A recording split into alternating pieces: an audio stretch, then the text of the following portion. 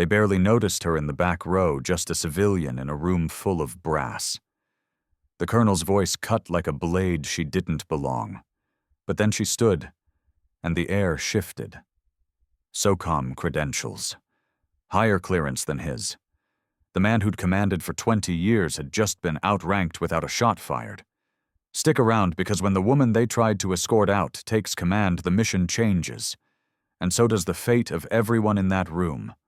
Justice in uniform is about to be served. Where in the world are you watching from? What time is it there? Let us know, and don't forget to subscribe to our channel. Colonel James Morrison's trained eye swept across the briefing room, his presence commanding instant attention from the assembled officers. 20 years of unwavering authority radiated from his rigid posture as he absently stroked the commander's coin in his pocket, his personal talisman of power. The familiar weight of responsibility settled on his shoulders as he prepared to present Operation Silent Thunder. That's when he noticed her. The civilian woman in the back row, her posture too precise for a mere assistant. Something about her quiet confidence needled at his composure. Colonel James Morrison had built his career on controlling every variable, every detail. This unexpected presence was an aberration he wouldn't tolerate. "This is a classified military briefing," he announced, his voice cutting through the low hum of tactical displays. The room fell silent as he fixed his gaze on the woman. "Civilian personnel are not authorized. Security will escort you out." But before security could move, she rose smoothly to her feet, producing a set of credentials that made Colonel James Morrison's blood run cold. "Lieutenant Colonel Rachel Park, Special Operations Command. I believe you'll find my clearance is in order, Colonel." The room's atmosphere shifted palpably. Colonel James Morrison's fingers clenched around his commander's coin as smartphones discreetly captured the moment. Within minutes, Shakura Op Thunder would begin trending, though he didn't know it yet. "Lieutenant Colonel or not, this operation is under my command," he declared, struggling to maintain his composure.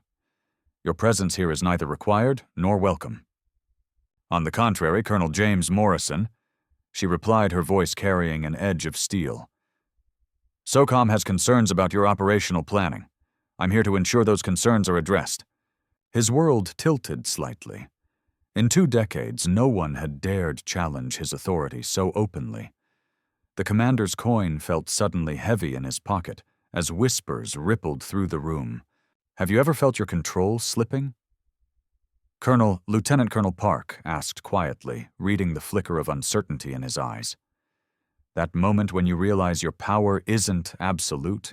The question hung in the air like a thrown gauntlet. Colonel James Morrison straightened his shoulders, drawing on years of command presence. But for the first time in his career, doubt crept in like a shadow. 20 years of command, of absolute control. Every mission, every operation planned and executed with precision. But now, this woman dares to question my authority. I've faced down enemy fire without flinching, but something in her eyes. She knows something. My grip on this operation on my command, is it as absolute as I've always believed? Type command if you've ever felt your authority challenged. The tactical displays continued their steady hum as Colonel James Morrison faced the greatest challenge to his authority he'd ever encountered. Would his iron grip on command survive the next 24 hours? Would Operation Silent Thunder become his triumph or his downfall? He pulled out his commander's coin, polishing it with practiced motions, as he had done countless times before. But this time its familiar weight offered no comfort. For the first time in his career, Colonel James Morrison felt the foundations of his control beginning to crack. The great question echoed in his mind. How far would he go to maintain his grip on power? The answer would reshape not just his command, but the entire chain of command itself. Lieutenant Colonel James Morrison stares at the mission dossier, his hands clenching the glossy folder with growing tension.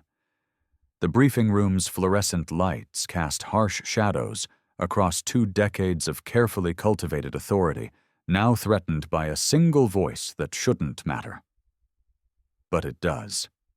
Her questions about intelligence integration keep echoing in his mind, each word cutting deeper into his certainty.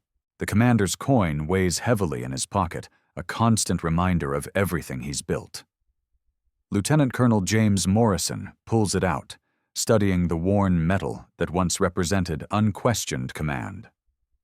20 years of strategic decisions of being the uncontested voice of Operation Silent Thunder, and now, he remembers General Hayes presenting him this coin saying, "Morrison, you're the future of tactical command."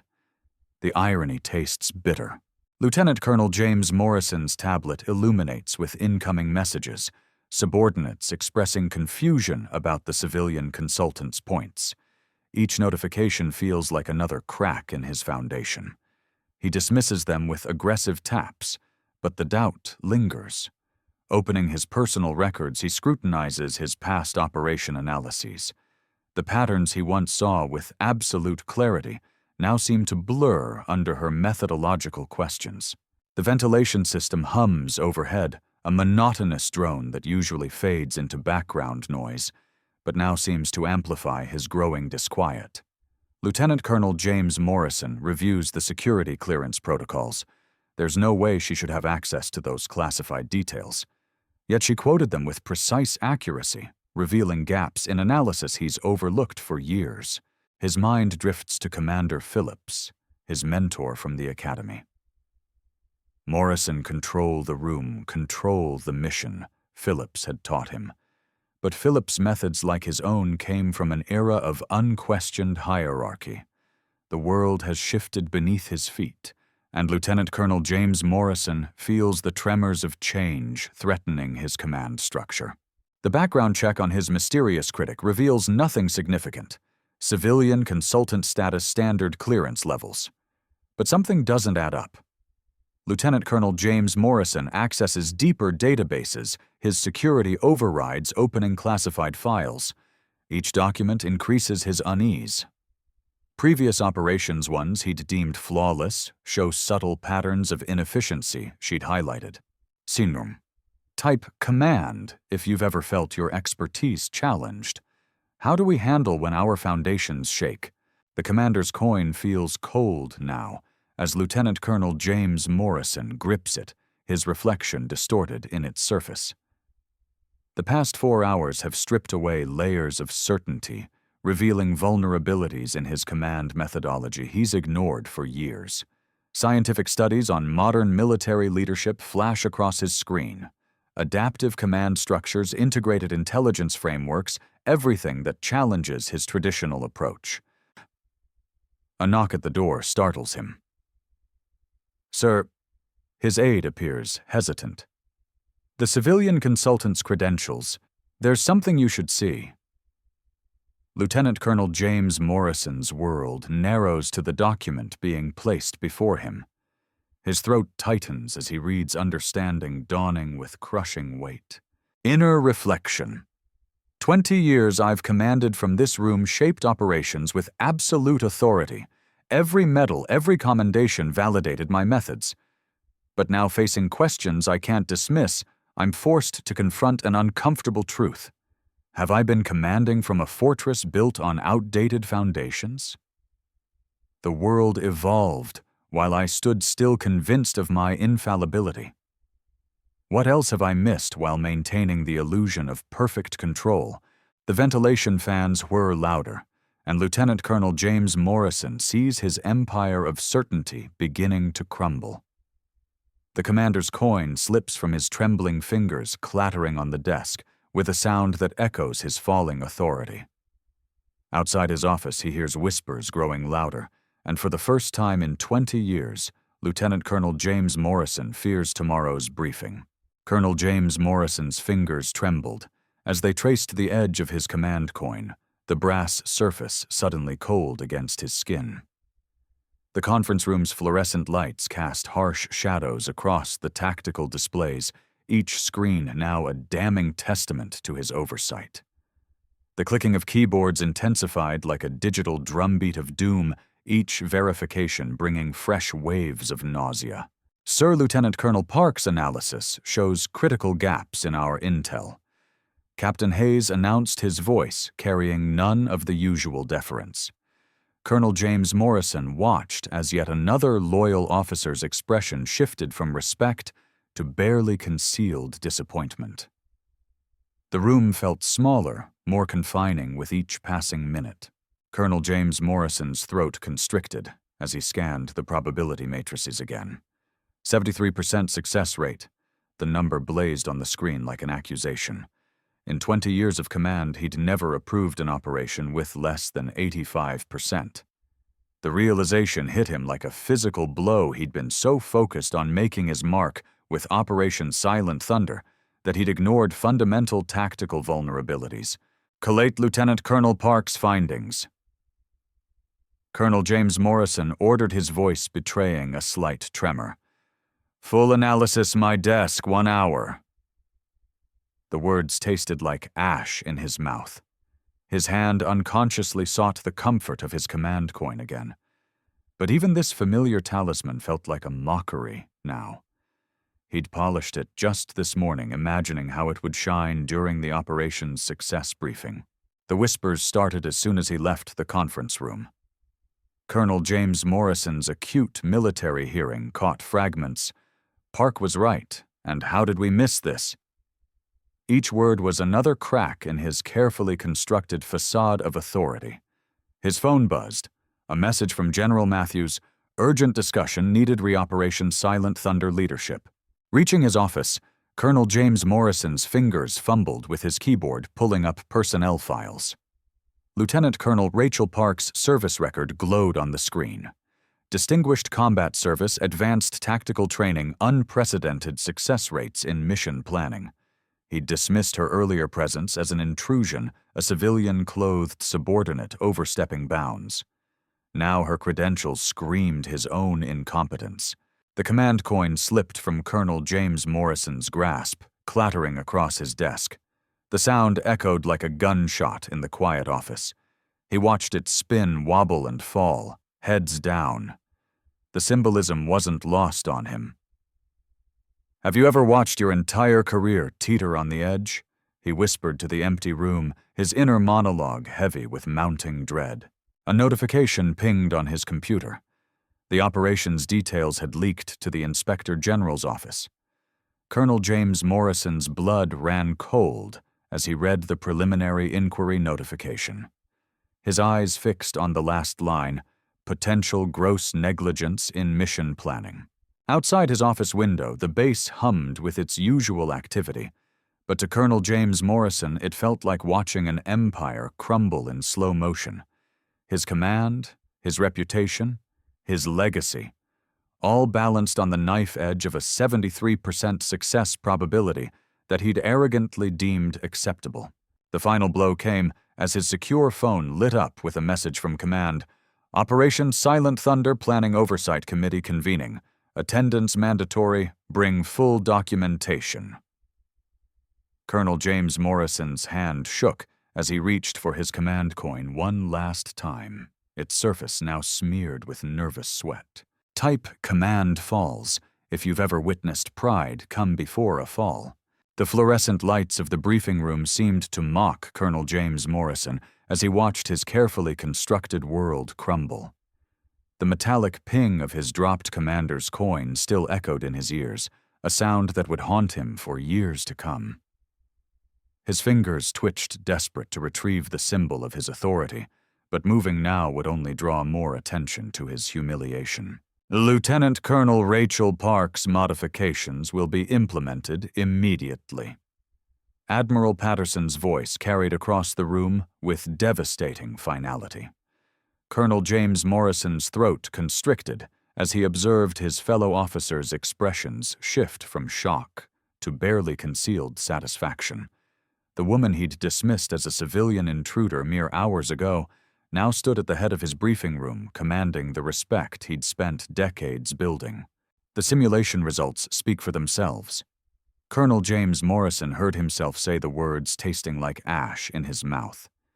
A 91% success probability cannot be ignored. His hand unconsciously reached for where his coin usually rested against his chest, finding only empty air. The sound of rustling papers filled the room as his meticulously prepared operation plans were systematically dismantled and rebuilt. Colonel James Morrison's eyes fixed on the security camera in the corner, its red light blinking steadily. Every second of this was being recorded, every moment of his downfall preserved for the military archives. Morrison. Mistake was probably already trending among the junior officers' private channels. Colonel James Morrison. Lieutenant Colonel Park addressed him directly, her voice carrying no trace of triumph or malice, somehow making it worse. Your initial framework provided the foundation for these improvements. Would you walk us through the integration points? The request was a professional courtesy, a chance at dignity, but Colonel James Morrison recognized it for what it was, the final nail in his coffin of command. His operation, his authority, his future in the military command structure, all irrevocably altered in the space of 20 minutes. Of course, Lieutenant Colonel Way. Colonel James Morrison managed standing on legs that felt like water. As he moved to the tactical display, his foot nudged the fallen commander's coin, sending it spinning across the floor until it came to rest at Lieutenant Colonel Park's feet. The entire room held its breath. She bent down, picked up the coin, and held it out to him. Your service record speaks for itself, Colonel Morrison. This isn't about replacing you. It's about evolving our approach. Colonel James Morrison's fingers closed around the coin, its familiar weight now feeling like a burning brand. In that moment, facing Lieutenant Colonel Park's steady gaze, something inside him broke and reformed. The world hadn't changed. He had been wrong. The realization hit him with the force of a physical blow. Admiral Patterson, Lieutenant Colonel Park. Colonel James Morrison straightened his shoulders, speaking loudly enough for everyone to hear. I formally request to be reassigned as Lieutenant Colonel Park's tactical support lead for Operation Silent Thunder's modified implementation. Drop of 1. Write on 1 if you believe in the power of admitting when we're wrong. The room erupted in murmurs.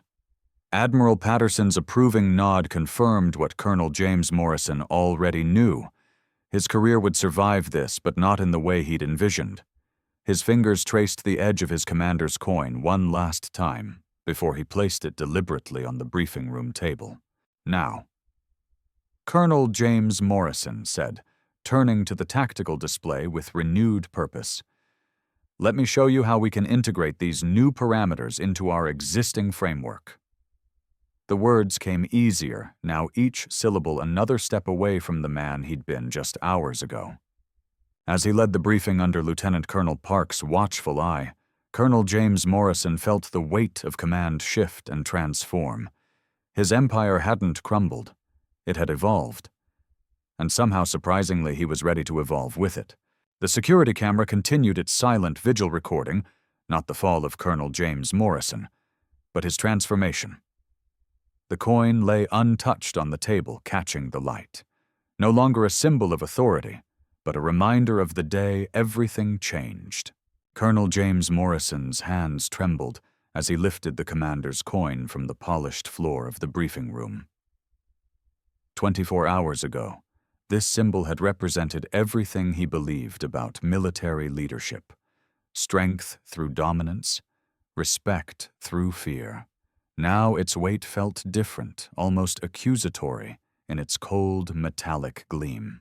The gentle whir of computers filled the empty room as Colonel James Morrison stared at his reflection in the coin's surface, seeing not the decorated officer he'd always prided himself on being, but a man who had nearly compromised Operation Silent Thunder through his own rigid arrogance.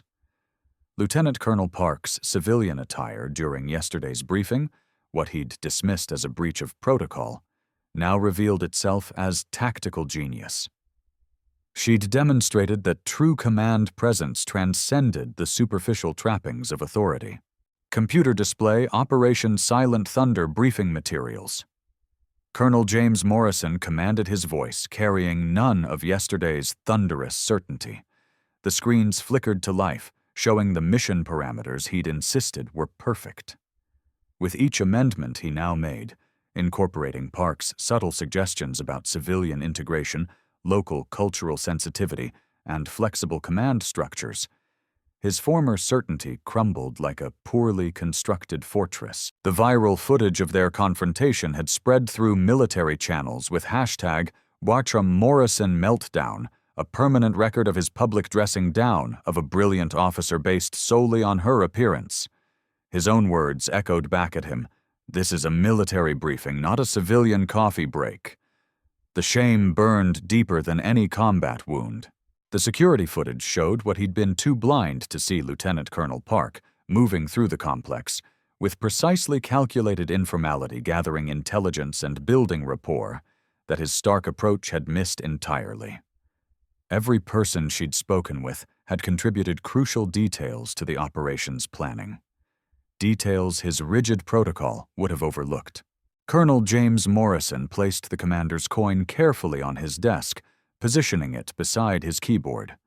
"I, Colonel James Morrison, hereby officially amend Operation Silent Thunder's command structure." He spoke into the recording system, each word weighted with hard-earned humility. "Leadership authority will be determined by strategic effectiveness, not rank insignia alone." His hand hovered over the final authorization button. The operation would proceed, but not as the showcase of traditional military might he'd envisioned. Instead, it would demonstrate a new kind of leadership, one that Lieutenant Colonel Park had forced him to recognize. The gentle whir of computers seemed to whisper of change, of evolution, of wisdom, hard-won through humiliation. Sometimes, Colonel James Morrison spoke softly to the empty room. "The strongest leadership comes wrapped in the quietest package." He pressed the button authorizing the amended operation.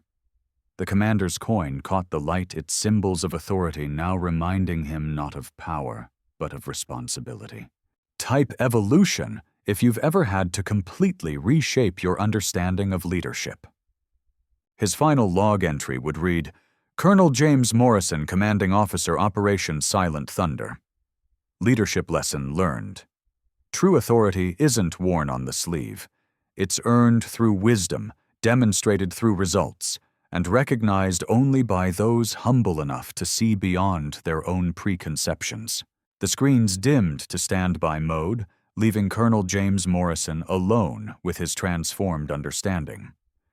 The commander's coin would remain on his desk, not as a symbol of power, but as a daily reminder that sometimes the most powerful leadership comes in unexpected forms.